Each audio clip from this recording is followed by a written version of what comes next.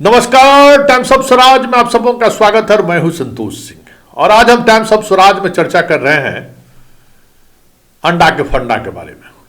और इस फंडा के सहारे समझिए कि किस तरीके से सरकार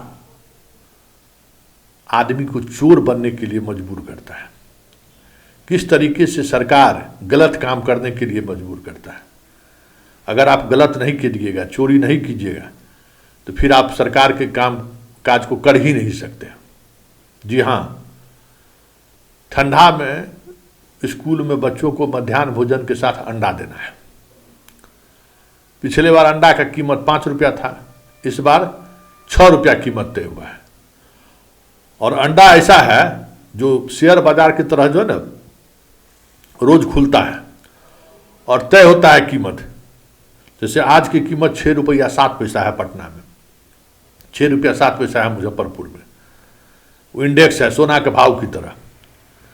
तो समझिए कि जो होलसेल जो अंडा का उत्पादन करता है वो बेचेगा 6 रुपया 7 पैसे। तो स्कूल के मास्टर को 6 रुपया में कौन देगा? और स्कूल को मोरिया लोग और डकबंगला चौराहा पर थोड़े है। जो अंडा खरीदेगा, अब समझ जाइए कि उसको जितना ट्रांसपोर्टेशन में खर्च होगा वो खर्च सब लगा लीजिए, उसके बाद अपना भी आमदनी लेगा ना। तो 6 रुपया में इनको कहाँ से अंडा देगा? और जब 6 रुपया में अंडा नहीं देगा तो फिर बच्चों को ये अंडा खिलाएगा कैसे? जरा आप सोचिए। या तो छात्रों की संख्या बढ़ाएगा, यानी तो एगो अंडा को 2 अंडा करेगा, यही नहीं करेगा। और वो करेगा तो हंगामा होगा कि देखिए हेडमास्टर चोरी कर रहा है, आधा आधा अंडा दे रहा है, हम लोग खबर भी चलाएंगे। तो यही है अंडा का फंडा।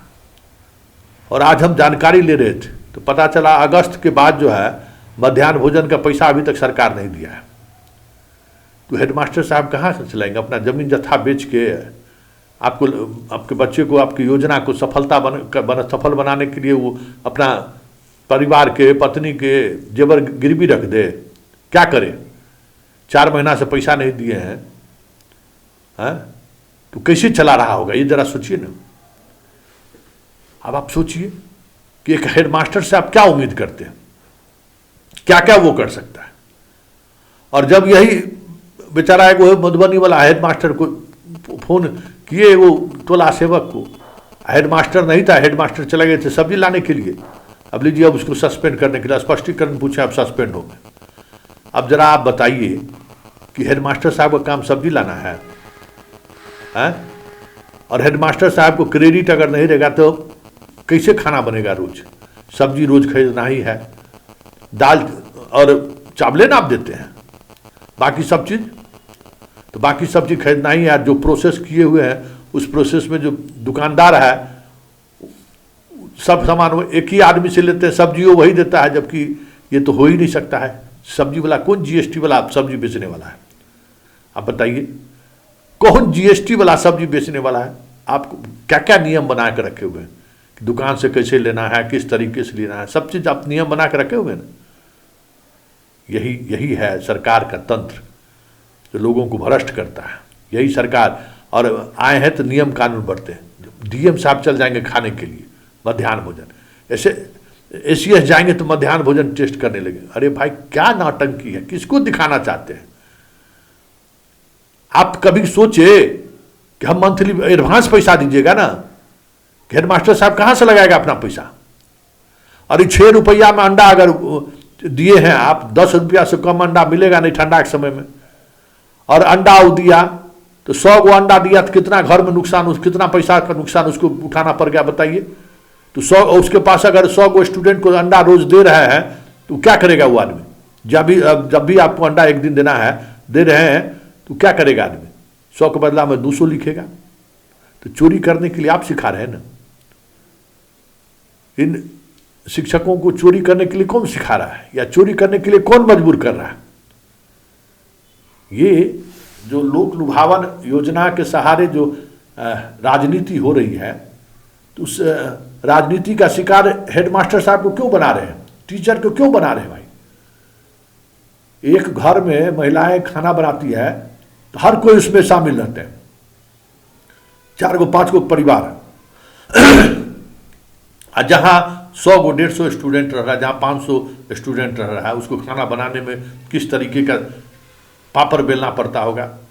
पर कहे गैस पर बनाइए, निजी मतलब प्राइवेट गैस पर कैसे बनाएगा, निजी कैसे, किसके नाम से सिलेंडर लाएगा? जरा कभी सोचे हैं कि कहें कि गैस पर खाना बनाइए, लकड़ी पर नहीं बनाइए। दाम देते हैं आप लकड़िए वाला, लेकिन अगर स्कूल में गैस पर खाना बनाने का आदेश आपने कर दिया, के पाठक ने कर दिया, आप भी खोजते हैं कि गैस पर बन रहा है, तो गैस का पर जो बनेगा वो कमर्शियल गैस पर बनेगा या फिर जो घरेलू गैस है उस पर बनेगा, जो हम लोगों को एलपीजी देता है उस पर बनेगा। तो कमर्शियल गैस स्कूल के नाम से उसका होगा, कार्ड बनेगा स्कूल के नाम से, उसमें डिपॉजिट जमा होगा।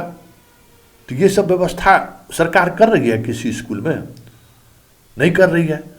तो आप जो है सो जो गैस घर में सप्लाई होता है वही हेडमास्टर साहब अपना किसी तरीके से मिलकर अपना ले लेते हैं। अब ये बताइए ना कि वो जो हेडमास्टर साहब गैस लेते होंगे, उसका जो गवर्नमेंट का जो सब्सिडी है वो किसके अकाउंट में जाता होगा है? और वो जिसके नाम से लेते होंगे, कोई स्कूल के नाम से तो गैस मिलता नहीं है।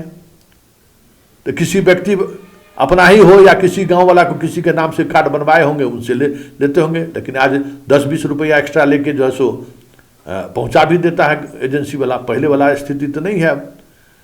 लेकिन ये प्रोसेस सही है क्या? जरा इसको सोचिए ना, ये प्रोसेस है सही? और ये अगर कोई हेडमास्टर ईमानदार हो तो क्या वो ईमानदारी के तहत इस तरीके से मध्याह्न भोजन चला सकता है क्या? आप 4-4 महीना पैसा नहीं दीजिएगा, कहाँ से पैसा खर्च करे भाई? दुकानदार ठीक है, आपको बाकी दुकान वाला जो जहाँ से मसाला वसाला ले रहा है वो दे सकते हैं, वो गांव में मजबूत आदमी रहता है, दे देगा। 3 महीना 4 महीना बाद पैसा ले लेंगे। लेकिन उसका भी जो बिल बनता है, वो बिल बनाने वाला घूस ले लेता है। सो मालूम है ना कि जिसका जीएसटी वाला फॉर्म हो, गाँव में कौन जीएसटी वाला है? तो अब जिससे बिल बनाता है वो भी 5-10% ले लेता है कुल पैसे का, बिना बैठे ही वो कमा ले रहा है। तो ये सब सिद्धार्थ जी समझिएगा ना, इसको तो आपको समझना चाहिए और सोचना चाहिए कि इसको कैसे किया जा सकता है। अब आप खुद भ्रष्ट होने के लिए कह रहे हैं, तो फिर ईमानदारी का आश किस पर बचा है? कैसे लोग ईमानदारी के साथ काम करेगा ये आप ही बताइए। आप मजबूर कर रहे हैं बेईमानी करने के लिए, आप मजबूर कर रहे हैं 100 के बदला में 200 छात्र दिखाने के लिए। नहीं तो बचते, नहीं तो अपने घर से हेडमास्टर लगाएंगे। आप पोषक क्षेत्र आप छोटा कर दिए, किसी स्कूल में स्टूडेंट 50-100 गो नहीं है, 100 तो बहुत हो गया, 50, 70, 80 गो नहीं है, और 100 से अधिक छात्र का भोजन बनेगा तभी जो आपका खर्च है, निर्धारित खर्च उसके बराबर होगा। तो रोज चोरी करेंगे, उसके बाद आप वीडियो कॉल करके पूछते हैं कि कितना छात्र है। तो ठीक है, ये पॉपुलर बनने का एक तरीका है, इसलिए पॉपुलैरिटी आपकी बढ़ भी रही है। आपको हर तरफ से बधाई भी मिल रही है कि बाप, ग्राउंड जीरो पर जो है सो आजकल एकदम जांच कर रहे हैं सिद्धार्थ जी। लेकिन उसका सच्चाई भी तो आप ही को सामना करना पड़ेगा ना। सच्चाई तो यही है ना कि मध्याह्न भोजन के तहत जो भी राशि आप देते हैं, उस राशि में एक बच्चों का खाना बनना संभव ही नहीं है। ये तो सत्य है ना।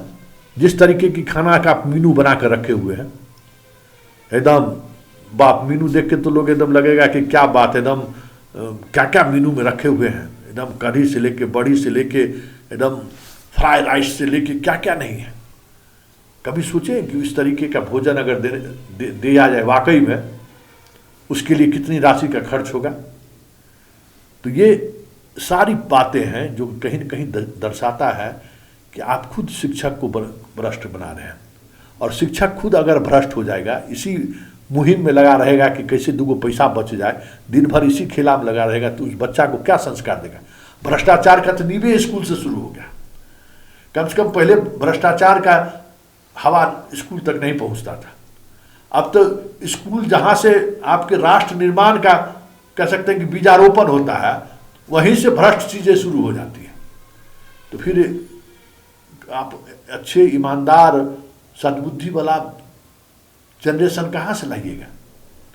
जो जनरेशन का पौधा बड़ा हो रहा है, जब उसके खादे पानी में जो है सो भ्रष्टाचार है, घुसखोरी है, बेईमानी है, तो उससे आप क्या उम्मीद करिएगा सिद्धार्थ जी। इसलिए इस तरीके की योजनाओं को लेकर जो बातें आप कह रहे हैं और जिस दृढ़ता के साथ कहते हैं, इस सच्चाई को आपको स्वीकार करना होगा ना कि आप खुद मास्टर सबको भ्रष्ट बना रहे हैं।